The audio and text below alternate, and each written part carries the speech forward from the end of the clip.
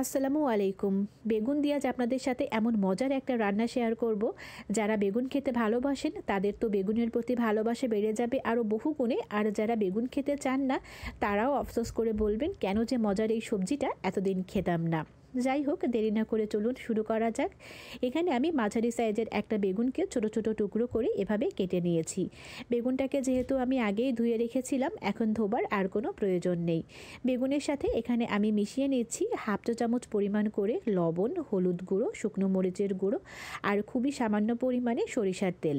সবগুলো উপকরণকে বেগুনের সাথে এভাবে আমি খুব ভালোভাবে মেখে নিচ্ছি।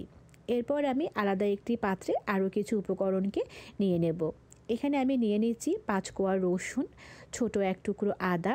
এরপর আমি নিয়ে নিচ্ছি মোটামুটি 7 থেকে 8টার মতো কাঁচামরিচ, আর সব শেষে নিয়ে নিচ্ছি 1 টেবিল চামচ পরিমাণ সরিষা।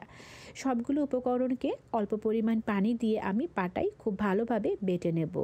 আমি সবসময় বলি যে পাটায় বাটা মশলার স্বাদ বরাবরই আসলে অনেক বেশি মজার হয়, অনেক বেশি সুস্বাদু হয়, যদিও তাতে কষ্টটা একটু বেশি হয়। কিছু করার নেই, মজা করে কিছু খেতে চাইলে একটু তো কষ্ট করতেই হয়। আমার বাটা হয়ে গেছে, মশলাটাকে আমি তুলে নিলাম। এবার আমি একটি প্যানে মোটামুটি 3 টেবিল চামচ পরিমাণ তেল দিয়ে দিচ্ছি। এখানে আমি সরিষার তেলটাই ব্যবহার করেছি। তেলটা গরম হয়ে গেলে চুলাটাকে মোটামুটি হাই ভলিউমে রেখে আমি 2 থেকে 3 মিনিটের মতো সবগুলো বেগুনকে এভাবে ভেজে নিচ্ছি। এই বেগুনগুলো আসলে খুবই নরম, তাই খুব বেশি সময় লাগে না ভাজা হতে বা সেদ্ধ হতে। বেগুনগুলোকে আমি তুলে নিয়ে খুবই সামান্য পরিমাণে তেল দিয়ে দিলাম 3টে শুকনো মরিচ। শুকনো মরিচ 3টেকে একটু ভেজে নিয়ে আমি দিয়ে দিলাম খুবই সামান্য পরিমাণে কালো জিরা। কালো জিরাগুলোকে মোটামুটি 10 সেকেন্ডের মতো ভেজে নিয়ে আমি বেটে রাখা মশলাগুলোকে দিয়ে দিলাম। বেটে রাখা মশলাগুলোকে আমি খুবই সামান্য পরিমাণে একটু পানি দিয়ে কষিয়ে নিচ্ছি, যাতে করে মশলাগুলোর কাঁচা কাঁচা গন্ধটা না থাকে। এবার আমি দিয়ে দিলাম হাফ চা চামচ পরিমাণ লবণ আর হাফ চা চামচ পরিমাণ হলুদ গুঁড়ো। যেহেতু লবণ আগেই দিয়েছি, এখন এর থেকে বেশি দেবার কোনো প্রয়োজন নেই। মশলাটাকে খুব ভালো করে কষিয়ে আমি ভেজে রাখা বেগুনগুলোকে দিয়ে দিলাম।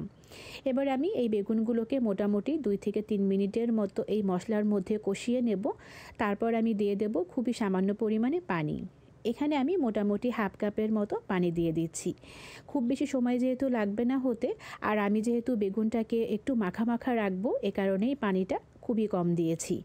এবার আমি দিয়ে দিচ্ছি 3 থেকে 4টার মতো কাঁচামরিচ। এবার আমি মোটামুটি ঢাকনা দিয়ে ঢেকে বেগুনগুলোকে হাই ভলিউমে চুলাটাকে রেখে 5 মিনিট রান্না করে নিয়েছি।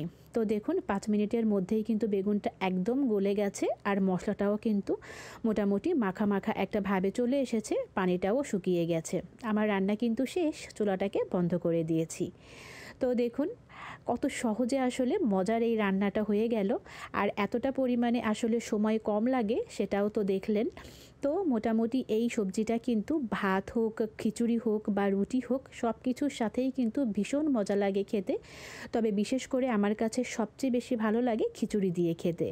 তো কেমন লাগলো আমার এই বেগুনের তৈরি সহজ সাধারণ রান্নাটি অবশ্যই আমাকে জানাবেন, আর যদি ভালো লেগে থাকে অবশ্যই বাড়িতে একবার হলেও ট্রাই করবেন। সবাই ভালো থাকবেন, আবার কথা হবে অন্য কোনো ভিডিওতে খুব তাড়াতাড়ি। আল্লাহ হাফেজ।